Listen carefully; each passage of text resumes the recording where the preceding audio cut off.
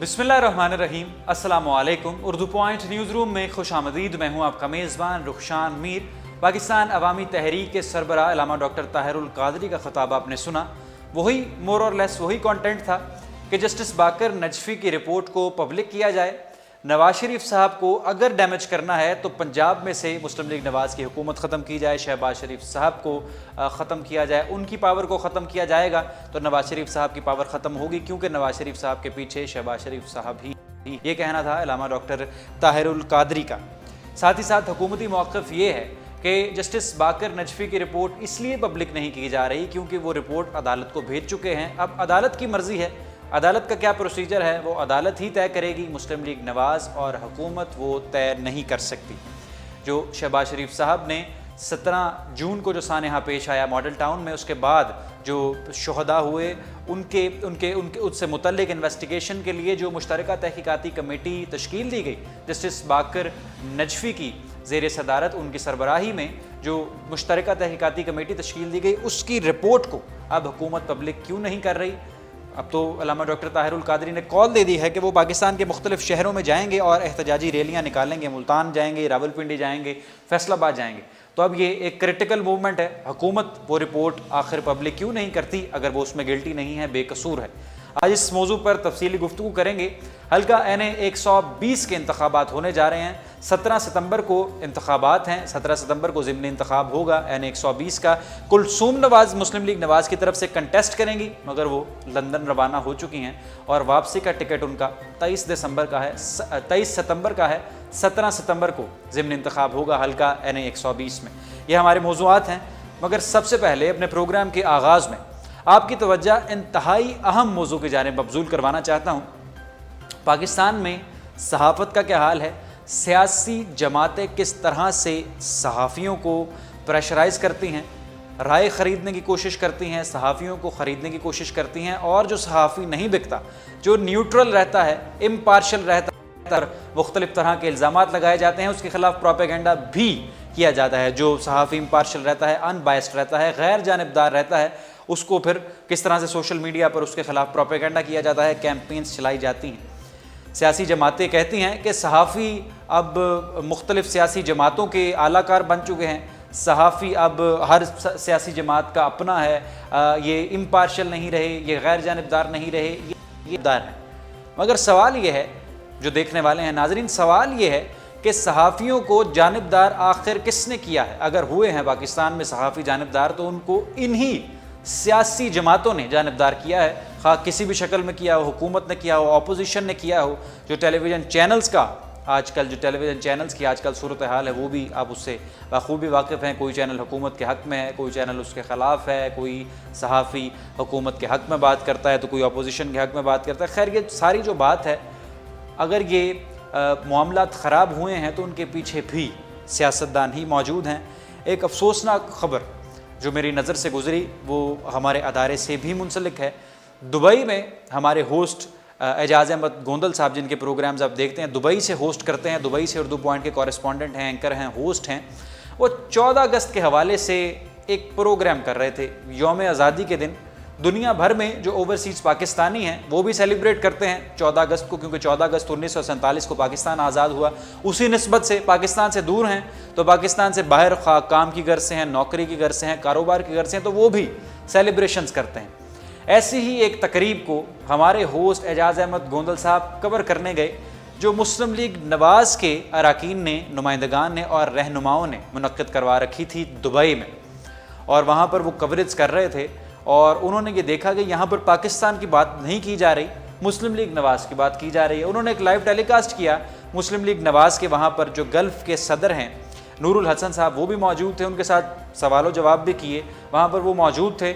और उन्होंने फिर आगे से जो मोहतरम हमारे सियासतदान थे, हमारे लिए तो मोतबर हैं तमाम सियासी पार्टियों से जिनका भी ताल्लुक़ है, जो भी लोग पाकिस्तान के लिए खिदमत करते हैं, हमारे लिए मोतबर हैं। मगर जब हमारे होस्ट ने ये कहा कि आप यौम आज़ादी के दिन सियासी जमातों को क्यों निशाना तनकीद बना रहे हैं, आज पाकिस्तान की बात कीजिए, नवाज शरीफ, शहबाज शरीफ, आसिफ अली जरदारी और दीगर सियासतदानों से बाहर निकल कर पाकिस्तान की बात कीजिए, तो आगे से उनका रवैया क्या था, ज़रा आप वो रवैया मुलाहजा करें, फिर हम आगे बढ़ते हैं। उन जो जो ये इस माइक का तकद्दस नहीं कर रहे, जो इसका पास नहीं कर रहे, जो अपने कलम की हुर्मत को बेच रहे हैं, उनका मुहासबा करें, जिसमें आपके सामने पूरे पूरे मीडिया हाउसेस जो हैं वो आपको देख लें क्या कर रहे हैं कि यार इनको कुछ शर्म दिलवाएं, कुछ हया दिलवाएं। है तो नहीं है इनके ऊपर, लेकिन हमारा फर्ज बनता है कि हम उनसे कहें कि ARY वालों, चर साहब आपने एक बहुत अच्छी बात की, ये आपने बहुत अच्छी बात की कि जो है वो मोहम्मद सल्लल्लाहु अलैहि वसल्लम के अलावा इस दुनिया में कोई भी सादुकल अमीन नहीं है। लेकिन चर साहब एक उन्हीं की हदीस में बयान करते हुए, अगर एक बंदा गलत है, अगर एक बंदा बदतमीज है, तो उसके साथ बदतमीजी से नहीं प्यार से बात करनी चाहिए। हमने 4 साल हो गए हैं इनकी मिन्नत समायत करते हुए, हमने 4 साल हो गए इनको बर्दाश्त करते हुए।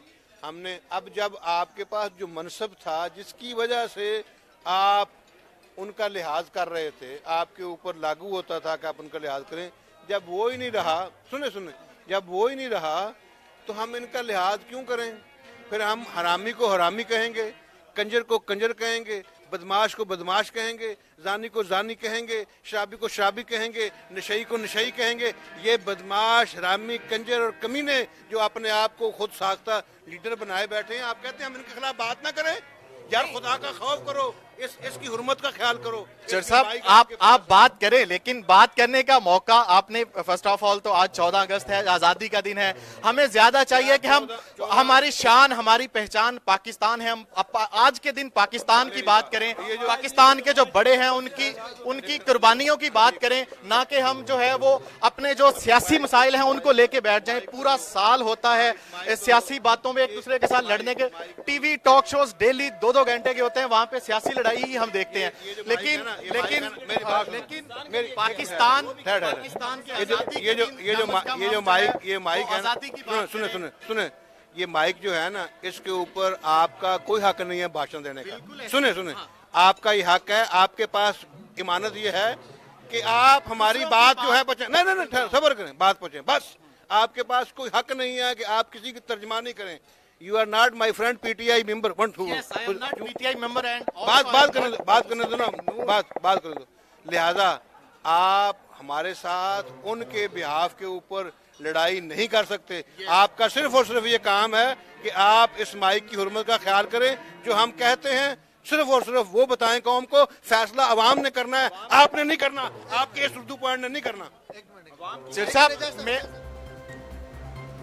तो ये आपने मुलाहिजा किया, हमने उस जो हमारा लाइव प्रोग्राम था उर्दू पॉइंट का दुबई से, उसको हमने थोड़ा सा क्रॉप किया, मुख्तसर किया और आपको दिखाया एक ऐसी ज़ुबान इस्तेमाल की जा रही है एक होस्ट के सामने, एक सहाफ़ी के सामने, जो बार बार ये कह रहा है कि आप यौम आज़ादी पर पाकिस्तान के बारे में बात करें, आप सियासी जमातों पर बात ना करें। और आगे से फिर उसे सुनाया जा रहा है कि तुम कैसे सहाफ़ी हो, तुम्हारा ये काम नहीं, तुमने डिसाइड नहीं करना, तुमने फ़ैसला नहीं सुनाना। वही बातें जो सियासतदान करते हैं टीवी पर, एंकर्स की और रिपोर्टर्स की तजलील करते हैं। अलबत्ता बात यह है कि हमारा होस्ट तो एजाज अहमद गोंदल साहब तो शुरू से लेकर आखिर तक इम्पार्शल थे, गैर जानिबदार थे। उन्होंने तो किसी सियासी जमात की, किसी सियासी शख्सियत की साइड नहीं ली। तो फिर आखिर उनसे माइक क्यों छीना गया, उनसे इस तरह का नाजेबा और नारवा सलूक क्यों किया गया? हमारे साथ टेलीफोन लाइन पर कुछ ही देर में मौजूद होंगे एजाज अहमद गोंदल साहब दुबई से। उनका वरियन शामिल करेंगे कि आखिर ये क्या सूरत हाल, ऐसे नाजेबा हालात क्यों पेश आए, बदतमीज़ी उनके साथ क्यों की गई, क्या मामला है ये, इस बारे में ज़रा जानते हैं। बार बार सहाफ़ी को लेक्चर दिया जा रहा है कि आपका ये फ़र्ज़ नहीं, आपका ये फ़र्ज़ नहीं, आपका ये फ़र्ज़ नहीं। तो क्या एक सियासतदान का ये फ़र्ज़ है कि वो दूसरे सियासतदान को, दूसरी जमात से ताल्लुक़ रखने वाले को तिरछी टोपी वाला कहे, कुत्ते की ज़ुबान वाला कहे, ऐसे अल्फाज किसी दूसरी सियासी जमात के अरकान या रहनुमाओं के लिए इस्तेमाल करें? एजाज अहमद गोंदल साहब दुबई से हमारे साथ टेलीफोन लाइन पर मौजूद हैं। अस्सलाम वालेकुम। वालेकुम अस्सलाम। अभी हमने वो क्लिप चलाया 14 अगस्त का जो प्रोग्राम था आपका, उसका क्लिप चलाया, ये क्या सूरत हाल थी? आखिर वो क्यों आपसे माइक छीनने लगे, इतनी हालात क्यों गर्म हुए? जी रुखशान, देखिए मैं उस दिन, मुझे जो है वो इनविटेशन दिया गया कि यौम आज़ादी के हवाले से मुस्लिम लीग नून गल्फ में जो है वो एक तकरीब का इनेकाद किया है। तो मैं तो उसी सिलसिले में यौम आज़ादी का, क्योंकि उस दिन 14 अगस्त था, तो 14 अगस्त के हवाले से उस प्रोग्राम में गया। लेकिन जब मैं वहाँ पे उस प्रोग्राम में पहुँचा तो वहाँ पे मुझे कोई जो है वो आप कह लें कि यौम आज़ादी के सिलसिले में कोई उस तरह का माहौल नज़र नहीं आया। कहीं पे भी पाकिस्तानी परचम नहीं था और कहीं पे भी 2 घंटे वहाँ पे बैठने के बावजूद जो है वो मैंने एक दफा भी पाकिस्तान जिंदाबाद का नारा नहीं सुना, किसी के मुंह से भी पाकिस्तान जिंदाबाद का नारा नहीं सुना। उसके बाद खैर ये उन्होंने टोटली जो है वो मुस्लिम लीग नून का इवेंट था, लेकिन क्योंकि मैं एक सहाफ़ी हूँ और उनका जो है वो नून लीग का उन्होंने इवेंट किया, उसमें मुझे कोई एतराज़ करने की ज़रूरत नहीं थी। लेकिन जो है वो उस दिन क्योंकि दिन यौम आज़ादी का दिन था, जो चीज़ मैंने फील की और जब मैंने उनका मौक़िफ़ जानने के लिए जो है वो मैंने उनका व्यूज़ लेने के लिए माइक उनके आगे बढ़ाया और आपने उस क्लिप में देखा होगा कि मैंने बात स्टार्ट करने से पहले ही मैंने कहा कि चौधरी साहब हम जो है वो खालिस्तान यौम आज़ादी पे बात करेंगे। वो क्लिप आपने देखा होगा। तो लेकिन उसके फौरन बाद ही वो उन्होंने मुबारकबाद दी उर्दू पॉइंट को, उर्दू पॉइंट के नाज़रीन को, मुझे, और फौरन ही वो जो है वो हाइपर हो गए और अपने जो मुखालफीन है इमरान खान, शेख रशीद और जो भी सराजुल हसन, वो हमने चलाया, बिल्कुल क्लिप चलाया बुरा भला और जो है जी वो जो है क्लिप आपने चलाया होगा जरूर। और लेकिन क्योंकि रुखसान उनका हक है, वो मुस्लिम लीग नून के रिप्रेजेंटेटिव है, उनका हक है वो जो मर्जी बोलें, जो मर्जी कहें, क्योंकि वो अपनी जमात को रिप्रेजेंट कर रहे हैं। लेकिन वो मौका नहीं था, क्योंकि मैंने बात करनी चाहिए थी सिर्फ यौम आज़ादी के हवाले से और उन्होंने बात को किसी और तरफ ले गए। और इसी वजह से जो है वो आपको पता है कि जो नुमाइंदा एक जो सहाफ़ी एक होता है वो किसी भी पार्टी को रिप्रेजेंट नहीं करता, चाहे वो मुस्लिम लीग नून हो, चाहे वो तहरीक इंसाफ हो, चाहे वो पीपल्स पार्टी हो या जमात इस्लामी हो। इस वजह से जो है वो मुझे भी बहुत अजीब लगा कि उन्होंने मुझे जो है वो किसी जमात का रिप्रेजेंटेटिव कहा और मैंने उनको बताया भी कि मैं एक सहाफ़ी हूँ, मैं किसी भी जमात को रिप्रेजेंट नहीं कर रहा। आपसे मैंने कहा कि सिर्फ यौम आज़ादी की बात करें, लेकिन आप जो है वो अपनी जमात को रिप्रेजेंट करना शुरू हो गए हैं और आप अपने जो हरीफ हैं, जो सियासी हरीफ हैं, उन पे तनकीद करना शुरू हो गए हैं। जी यकीनन आपकी इसमें नहीं थी, आप अपने फ़राइज़ की अदायगी के लिए वहाँ पर मौजूद थे, बड़ी ज़बरदस्त आप प्रोग्राम को वहाँ पर कंडक्ट कर रहे थे और गैर जानिबदार थे, सबसे बड़ी बात। बहुत शुक्रिया हमारे साथ मौजूद थे। बिल्कुल मैं बिल्कुल रुखसान, आपने क्लिप में भी देखा होगा, मैं बिल्कुल गैर जानिबदार था, क्योंकि सहाफ़ी का काम ही होता है कि गैर जानिबदाराना सहाफ़त करना। मैं एज ए पाकिस्तानी, क्योंकि उस दिन आज़ादी का दिन था और मेरा दिल चाह रहा था कि हम आज़ादी पे बात करें, हम पाकिस्तान की बात करें, हम अपनी पहचान, हमारी जो शान है, हम ओवरसीज पाकिस्तानी हैं, तो हम सिर्फ और सिर्फ पाकिस्तान पे बात करें, क्योंकि वो मौका था, सेलिब्रेशन थी, हम जश्न मना रहे थे आज़ादी का, तो हम सिर्फ आज़ादी पे बात करें। मैं क्योंकि हर सियासी कारकुन का, हर सियासी लीडर का एक हक है कि वो अपनी जमात को, अपने लीडरान को दफा करे, उसके बोले। लेकिन उस दिन जो है वो मुझे बहुत अजीब लगा कि कोई भी मुझे वहाँ पे, सबको देखने वालों को अजीब लगा जिस तरह से वो माइक को हाथ डाल रहे थे और बार बार इंटरप्ट कर रहे थे, बार बार ये कह रहे थे आपका काम नहीं, आप फैसला ना सुनाएं, आपको किसने अथॉरिटी दी है। सवाल करने पर इस तरह का रवैया यकीनन काबिल मुज़म्मत था। जी बिल्कुल रुखसान, आपने देखा होगा कि वो मुझे कह रहे हैं कि आप कौन होते हैं फैसला करने वाले, उर्दू पॉइंट कौन होता है फैसला करने वाला। बिल्कुल मैं कोई भी फैसला नहीं करने वाला, उर्दू पॉइंट नहीं फैसला करने वाला, फैसला अवाम ने करना है। बिल्कुल अवाम ने करना है, अवाम ने देखने वालों ने फैसला किया, अवाम ही फैसला करती है। जी बहुत शुक्रिया। हमारे साथ दुबई से मौजूद थे उर्दू पॉइंट के होस्ट एजाज अहमद गोंदल, उनकी राय आपने जानी कि जो नाज़ेबा उनके साथ सलूक किया गया दुबई में मुस्लिम लीग नवाज़ के रहनुमा की जानिब से, किस तरह से वो हमने आपको वीडियो क्लिप में दिखाया। अब आगे बढ़ते हैं अगली खबर की जानिब, जो हमारी आज की स्टोरी है कि इलामा डॉक्टर ताहिरुल कादरी ने कल लाहौर में धरने से ख़ताब किया और उस जो ख़ताब था उसका कंटेंट मोर और लेस सेम था। शेख रशीद अहमद साहब भी उनके साथ मौजूद थे और महमूद रशीद साहब, दीगर सियासतदान, सियासी जमातों से जिनका ताल्लुक़ था, वो भी उनके साथ मौजूद थे। और इलामा डॉक्टर ताहिरुल कादरी ने यह मुतालबा किया, वही पुराना मुतालबा, कि जस्टिस बाकर नजफ़ी की रिपोर्ट को पब्लिक किया जाए, लोगों को बताया जाए। और क्योंकि उनका ये मानना है कि इसमें मुस्लिम लीग नवाज़ की हुकूमत गिल्टी है, शहबाज शरीफ साहब ख़ुद इसमें गिल्टी हैं। शहबाज शरीफ साहब ने मुश्तरका तहकीकाती कमेटी तश्कील दी थी 17 जून के सानहे के बाद, मॉडल टाउन सानहे के बाद मुश्तरका तहकीकाती कमेटी तश्कील दी थी और उसकी सरबराही जस्टिस बाकर नजफ़ी ने की थी। इस केस का नाम जस्टिस बाकर नजफ़ी रिपोर्ट है। वो रिपोर्ट को मंजर-ए-आम पर हुकूमत क्यों नहीं ले आती?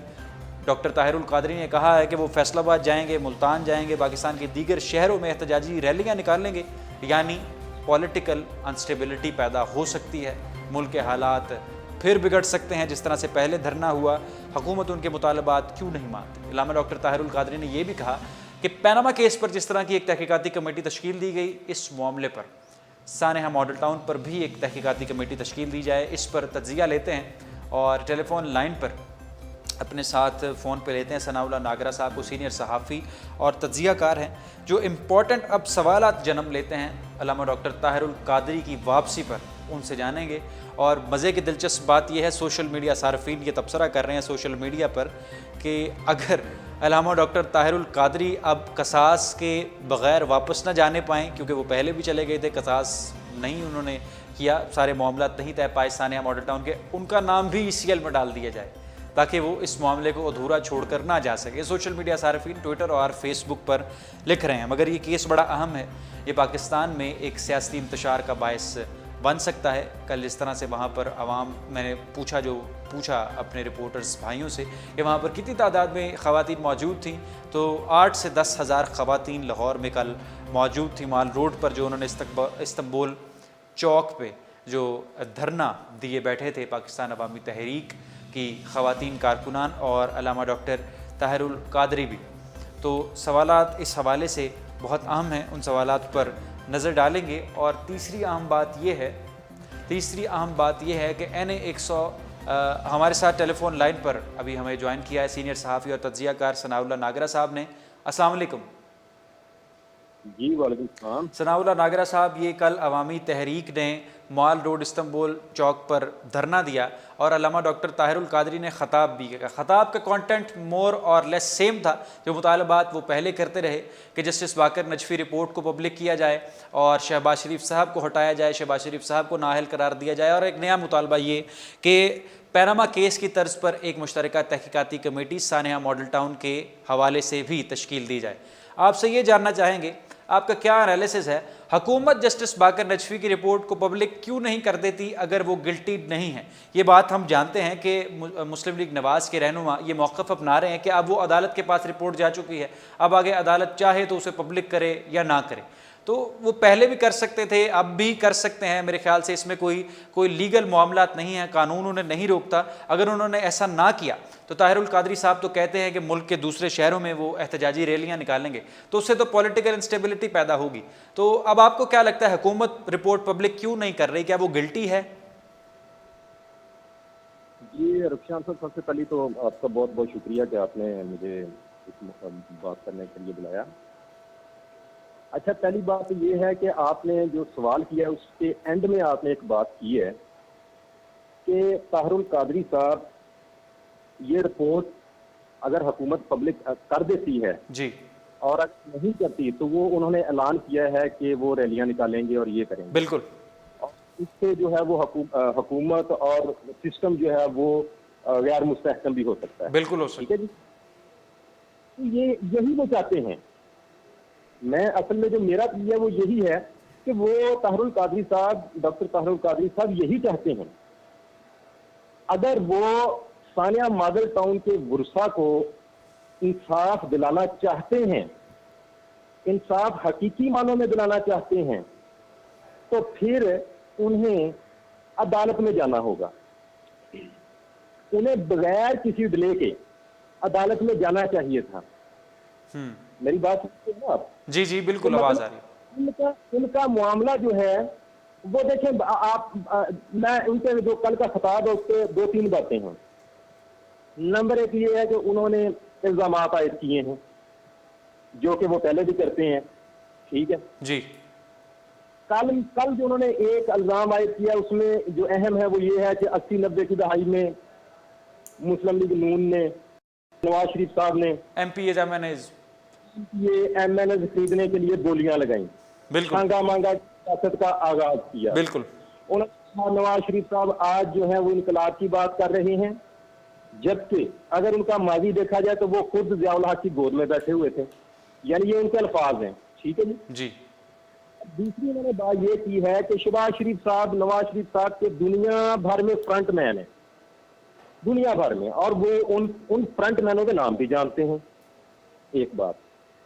और जो उन्होंने दूसरी बात की है अपने खिताब में, एक तरफ तो इल्जामात लगाए हैं उन्होंने जी, ठीक है, दूसरी जानब उन्होंने मुतालबात किए हैं। मुतालबा उन्होंने सबसे पहला मुतालबा जो वो हमेशा करते हैं कि सानिया मॉडल टाउन पे जस्टिस बाकर नजवी की कमीशन की जो रिपोर्ट है उसको पब्लिक किया जाए। ठीक है, जी अब समझ नहीं आ रही। अब यहाँ पे दो बातें हैं, उन्होंने दो मुतालबे किए हैं। नंबर एक ये मुतालबा उन्होंने किया है कि जस्टिस बाकर नजफी की कमीशन की रिपोर्ट जो है उसको पब्लिक किया जाए। जी साथ ही दूसरा मुतालबा ये कर दिया है कि पनामा केस की तर्ज पर GIT तश्कील दी जाए, जो इन्वेस्टिगेट करे इस मामले अब में। हम लेकिन अब सनाउल्लाह हम- साहब, सवाल तो सोशल मीडिया सार्फिन और लोगों के दिलों में ये भी एक उठता है, सॉरी फॉर इंटरप्टिंग यू, कि हुकूमत अगर गिल्टी नहीं है, शहबाज शरीफ साहब और एडमिनिस्ट्रेशन अगर गिल्टी नहीं है, तो वो इस रिपोर्ट को पब्लिक क्यों नहीं कर देते, अपनी जान क्यों नहीं छुड़वा लेते इस सारे मामले से? मैं उसी तरफ आ रहा हूँ। लेकिन मैं ये अबहाम जो है इससे बात करना चाह रहा हूँ कि डॉक्टर ताहिरुल कादरी साहब की ये कोताही है। मैं कोताही कहूंगा डॉक्टर ताहिरुल कादरी साहब, अगर वो सच्चे हैं और अगर वो वाकई ही चाहते हैं कि सानिया मॉडल टाउन के गुस्सा को इंसाफ दिलाया जाए, जी वो कोताही ये है कि उनको कानून का दरवाजा खटखटाना चाहिए जाके। वो कानून पे यकीन भी रखते हैं, बिलीव भी करते हैं, तो उनको दरवाजा खटकाना चाहिए जाके। ठीक है, उनको कानून में पिटीशन दायर कर देनी चाहिए थी अब तक, और वो ये उनको मुतालबा करना चाहिए था कोर्ट में जाके कि भाई या तो जस्टिस बाकर नजफी कमीशन जो है उसकी रिपोर्ट को पब्लिक किया जाए एक, या फिर पनामा केस की तरफ की GIT तश्कील। अब दो मुतालबे हैं ना उनके। हाँ जी। अब एक मुतालबा करे तो समझ में बात आती, क्योंकि कमीशन की अगर जस्टिस बाकर नजफी की कमीशन की उस पे उनको जो है वो कोई तराज नहीं है, वो उस पर यकीन करते हैं, कबूल है उनको वो रिपोर्ट, तो उसका मुतालबा करना चाहिए। साथ में ये मुतालबा नहीं करना चाहिए उनको कि अब पनामा केस का कमीशन भी तश्कील दिया जाए। तो इससे ये लगता है कि ताहिरुल कादरी साहब इस मामले को लटकाना चाहते हैं। ठीक है, यानी वो ये नहीं चाहते कि इसका कोई फैसला आए या कोई सामने चीज आए। अब दूसरी बात ये है, वो आपके मुताबिक वो रैलियों और एहतजाज की सियासत ही आगे बढ़ाना चाहते हैं? यही एग्जैक्टली ये बात है कि वो चाहते हैं कि इस मामले को तूल दिया जाए सियासत। क्योंकि मुझे जो लगता है, अब देखें जस्टिस बाकर नजफी कमीशन की रिपोर्ट जो है उसमें पहले ही शहबाज शरीफ साहब और राना सनाउल्लाह साहब वो क्लीन चिट मिल चुकी है उनको। ठीक है, वो आपको पता है कि वो उनको वजारत से हटा दिया गया था, फिर उनको वजारत दे दी गई है दोबारा। इस मीन तो उनको चिट मिली है तो उनको दी गई है ना वजारत। अब मतलब ये है कि इन्होंने अदालत में जाने की बजाय क्या किया, इन्होंने ये किया कि इन्होंने जो कमीशन बनाया गया था उस पर एतराज कर दिया अदालत में। ठीक है, तो अब जो अदालत ने जो रिट दायर किया उस पर अदालत ने, हुकूमत ने जो रिपोर्ट तैयार की थी वो उन्होंने रिपोर्ट अदालत में पेश कर दी है। अब अदालत के पास रिपोर्ट है, हुकूमती जो मौक़िफ़ है, मैं साथ में ये हुकूमती जो मैं सुना है सारी बात उधर की वो ये है कि हुकूमत के मुताबिक ये है कि उन्होंने रिपोर्ट अदालत में पेश कर दी है, और हमारे भी कुछ जो ज़राए हैं वो भी यही बताते हैं। तो अब ये है कि रिपोर्ट को पब्लिक करना हुकूमत की सवाबदीद है, हुकूमत की सवाबदीद है, हुकूमत को रिपोर्ट पब्लिक करनी चाहिए। लेकिन वो चाहते हैं, वो राना सनाउल्लाह साहब भी कल फरमा रहे थे, जो उन्होंने रद्द-ए-अमल अपना दिया है, वो भी ये फरमा रहे थे कि जनाब ये रिपोर्ट जो है वो हमने अदालत में पेश की हुई है जी। तो अब अदालत को चाहिए कि इसको रिपोर्ट को पब्लिक करे या ना करे, वो अदालत का अख्तियार है। ठीक हो गया। लेकिन ये बात तो हो गई इसके रिपोर्ट से मुतल्लक और इल्जाम। अब तीसरी बात जो मैं सबसे अहम बात करने लगा हूँ, जो इन्होंने बहुत जबरदस्त बात की, मुझे नहीं लगता कि किसी तजियाकार ने या हमारे किसी एंकर ने इसकी तरफ जो है वो तवज्जो दी होगी। जो सबसे इम्पोर्टेंट बात इन्होंने की है वो ये की है, लोगों को मुखातब करके बात किया। मुझे नहीं पता कि वो किन लोगों को मुखातब कर रहे थे। उन्होंने बात की है कि आपको याद होगा, ऐसे आपको याद होगा कि मीनारे पाकिस्तान और इस्लामाबाद में जो मैंने धरने दिए थे में मैंने 62 और 63 का सबक पढ़ाया था। ठीक है जी, बिल्कुल। आर्टिकल 62 और 63 का वो कह रहे हैं कि मीनारे पाकिस्तान का जो जलसा मैंने किया था उसमें मैंने याद करवाया था, किसी को पता ही नहीं था इस आर्टिकल का भी, ये भी आर्टिकल है कानून में। मैंने बताया अगर करना है तो इसके तहत करें सब कुछ। ठीक है। दूसरी बात उन्होंने जो की है कि लोगों को मुखातब करते हुए कि चोर पकड़ा गया है, नवाज शरीफ कातिल रह गए, अब शहबाज शरीफ कातिल रह गए हैं।